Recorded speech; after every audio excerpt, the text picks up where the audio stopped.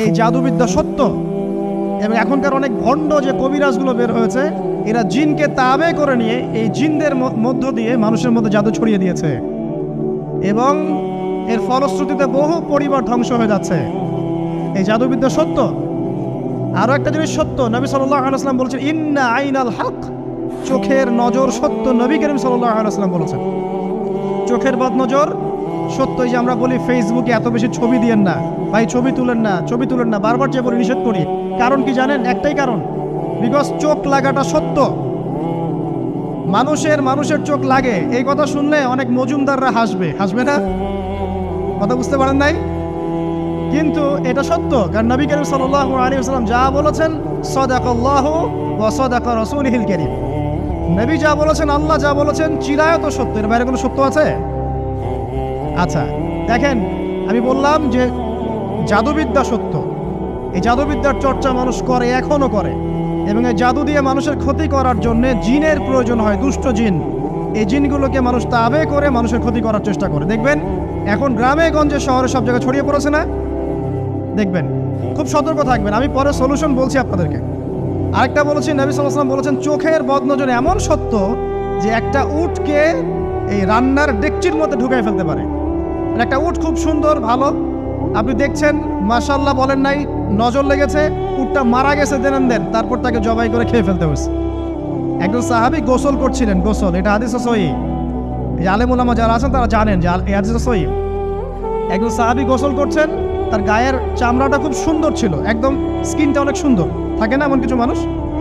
আচ্ছা, এখন আরেকজন সাহাবী এই গোসল দেখছেন দূর থেকে, দেখে বলছেন যে কি চমৎকার তার শরীরের রংটা, যেন কুমারী নারীর মতো, অনেকটা এমন একটা কথা তিনি বলেছিলেন। সাথে সাথে এই সাহাবী অজ্ঞান হয়ে পড়ে গেছে। কোন সাহাবী? যিনি গোসল করছিলেন। এটার আপনি কোনো ব্যাখ্যা দিতে পারবেন না তো, এখানে কোনো সায়েন্স দিয়ে বা মেডিকেল সায়েন্স দিয়ে আপনি কোনো ব্যাখ্যা করতে পারবেন না। একটা ব্যাখ্যা দিতে পারেন, কিন্তু কেন সেটা হলো সেটা আপনি অ্যান্সার খুঁজে পাবেন না। তো নবী সাল্লাল্লাহু আলাইহি ওয়াসাল্লামের কাছে নিয়ে যাওয়া হলো তাকে। তিনি বললেন যে এই ব্যক্তির ব্যাপারে কি কেউ ভালো মন্দ কিছু বলেছিল? তখন একজন সাহাবী বললেন হ্যাঁ, অমুকে বলেছে এর স্কিনটা অনেক সুন্দর, ওকে ডেকে নিয়ে আসুন। ওকে ডেকে আনা হলো। ডেকে আনার পর নবীজি তাকে অনেক শাসালেন, তোমরা তোমাদের ভাইদেরকে কি মেরে ফেলতে চাও? তখন এই সাহাবী তো অবাক, আমি আবার কখন মারতে চাইলাম ইয়া রাসূলুল্লাহ? আমি তো মারতে চাই নাই, আমি তো খালি বলেছি যে তার গায়ের রংটা অনেক সুন্দর। তখন তিনি বললেন কেন তুমি সুবহানাল্লাহ বললে না, কেন তুমি মাশাআল্লাহ বললে না? যখন মাশাআল্লাহ বলবেন, সুবহানাল্লাহ বলবেন, নজরটা লাগবে না। আর যখন আপনি মাশাআল্লাহ বলবেন না, সুবহানাল্লাহ বলবেন না, দেখবেন নজর লেগে গেছে। আপনি বিশ্বাস করেন ব্যবসা খুব ভালো চলছে, মানুষ বললো যে বাহ তোর তো ব্যবসা হেভি, লালে লাল শাহজালাল, ঠিক আছে, দেখবেন আপনার কেনা বেচা বন্ধ হয়ে গেছে। এরকম হবে, আমার কথাটা বিশ্বাস করেন। এটা কিন্তু সায়েন্স প্রমাণ করতে পারবে না, আল্লাহ এবং তার রাসূল বলেছেন, তার উপরে কোনো সত্য নেই। আছে সূরা কাহফ 29 নম্বর আয়াত পড়ে দেখেন, আল্লাহ পাক বলছেন ওয়াকুলিল হাক্কু মির রাব্বিকুম, সত্য সেটাই যা তোমার রবের পক্ষ থেকে আসে। ফামান শাআ ফালইউমিন, যার ইচ্ছা হয় বিশ্বাস করুক, ওয়ামান শাআ ফালইয়াকফুর, যার ইচ্ছা হয় সে অস্বীকার করুক। এই কারণে আমরা বলি ফেসবুকে এত বেশি ছবি দেওয়া, এই আই ওয়াশ করা, এই যে শোডাউন করা, হ্যাঁ, ইসলামের কিছু কাজ করলেন একদম মানুষকে না দেখাইতে পারলে ঘুম হচ্ছে না, এগুলো বন্ধ করেন, এগুলো বন্ধ করে দেন আল্লাহর ওয়াস্তে। অফলাইনে কাজ করেন, নিজেকে গোপন করার চেষ্টা করেন। যত বেশি মানুষের কাছে নিজেকে এক্সপোজ করবেন, কাজের বরকত কমে যাবে, কাজের বরকত কমে যাবে, চোখ লাগবে, নজর লাগবে। এবং চোখ লাগা বদ নজরে বহু আলেম আস্তে আস্তে মাঠ থেকে মাইনাস হয়ে গেছে না? যায় নাই?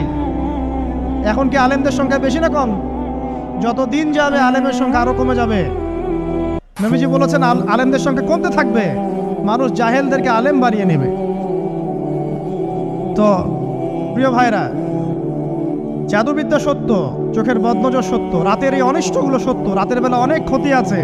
এই জন্য নবীজি বলছেন বাচ্চাদেরকে বাইরে বের করো না, এবং তোমরাও রাত যখন গভীর হবে তখন এদিক ওদিক ঘোরাফেরা করো না। দেখবেন রাত যত গভীর হয় আমাদের শহরগুলো তত জীবিত হয়, তাই না?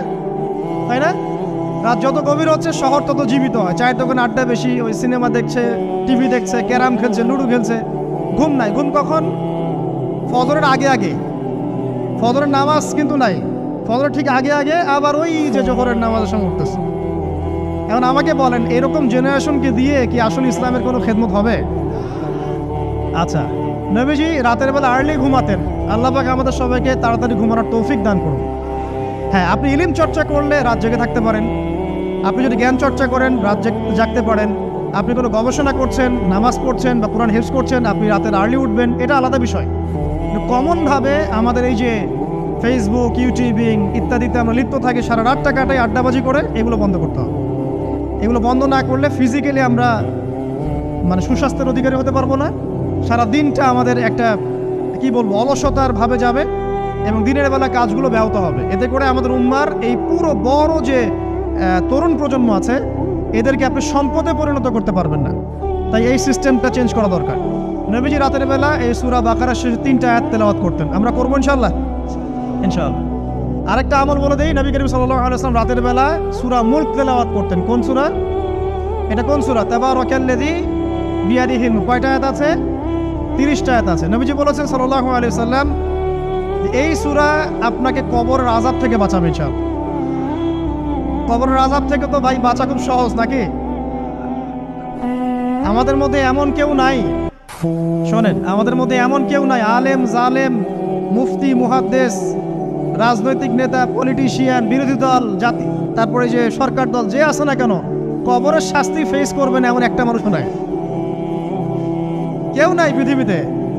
এই যে আপনি দেখছেন ওই যে কি ইসরায়েলের প্রধানমন্ত্রী, ওই রাশিয়ার প্রধানমন্ত্রী, ওই চায়নার সভ্যতা, পশ্চিমা সভ্যতা, এমন কেউ নাই পৃথিবীতে এখন যাকে কবরের শাস্তি ভোগ করতে হবে না।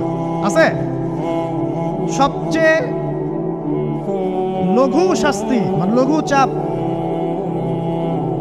এটা বলতে গেলে আসলে আমি ভাষা হারায় ফেলি। তারপরে বলছি আল্লাহ পাক আমাদের সবাইকে হেফাজত করুন, আমিন। একজন সাহাবীর নাম সাদ বিন মুয়াজ। কি নাম? নবী করিম সাল্লাল্লাহু আলাইহি ওয়াসাল্লামের সাথে একদম ডান হাত হয়ে যুদ্ধ করেছেন দীর্ঘদিন। বদর তিনি বীর সেনা, উহুদের বীর সেনা, ঠিক আছে। খন্দকের যুদ্ধেও বীর বিক্রমে যুদ্ধ করেছেন। তিনি আনসার সাহাবী, একদম মদিনার নেতা সাহাবী। সব সাহাবী কিন্তু একরকম নন, কেউ ছিলেন নেতৃস্থানীয় সাহাবী, তিনি ছিলেন একজন নেতৃস্থানীয় সাহাবী, ঠিক আছে। সাদ বিন মুয়াজ নবী করিম সাল্লাল্লাহু আলাইহি ওয়াসাল্লাম এত ভালোবাসতেন তাকে, এত ভালোবাসতেন যে তাকে নিজের মনে করতেন যে সাদ বিন মুয়াজ আনসাররা আমার নিজের। চারটাখানি কথা। এই সাহাবীর খন্দকের যুদ্ধে এই যে হাতের এই দিকে সম্ভবত হাতের এই রগের মধ্যে একটা তীর এসে লাগে এখানে, এবং তীরটা তিনি বের করতে গিয়ে রক্তটা ছিঁড়ে যায়। এরপর ফিনকি দিয়ে রক্ত বের হওয়া শুরু হয়। চিকিৎসা করে করে রক্ত বন্ধ করা যায় নাই, এবং এই রক্তের প্রবাহিত রক্তেই আল্লাহর ইচ্ছায় তিনি শাহাদাত বরণ করেন, তিনি ইন্তেকাল করেন।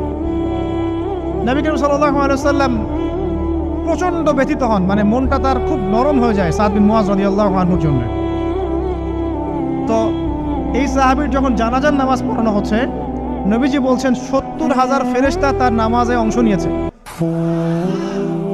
আর এই সাহাবীকে যখন কবরে শোয়ানো হয়েছে, নবী করিম সাল্লাল্লাহু আলাইহি ওয়াসাল্লাম পরে জানিয়েছেন কবরের যে মৃদু চাপ, সাদ বিন মুয়াজ রাদিয়াল্লাহু আনহুর কবরেও সেই মৃদু চাপ দেওয়া হয়েছে।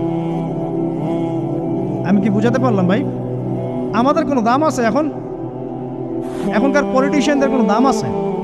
এখনকার সমাজ নেতার কোনো দাম আছে? এখনকার সুদখোরদের কোনো দাম আছে? এই ঘুষখোর দুর্নীতিবাজদের কোনো দাম আছে? আমরা যারা কাঠমোল্লা হয়ে আছি আমাদের কোনো দাম আছে? সাদ বিন মুয়াজ রাদিয়াল্লাহু আনহু যদি কবরের শাস্তি তাকে না ছাড়ে, প্রশ্ন উত্তর পর্ব তাকে না ছাড়ে, আমরা পার পাবো?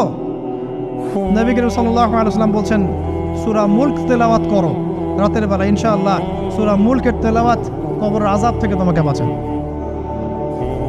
আর আমাদের তো ভাই কবরে সবাই সাথে যাবে না, গার্লফ্রেন্ড যাবে না, বাপ মা ভাই বোন সবাই যাবে না। একজন ব্যক্তি সুদ খাচ্ছে, জিজ্ঞাসা করে দেখেন কেন খায়, বলবে তার সন্তানের জন্য খায়, তার বউয়ের জন্য খায়, তার মা বাবাকে দেখতে হবে তাই খায়, তাই না?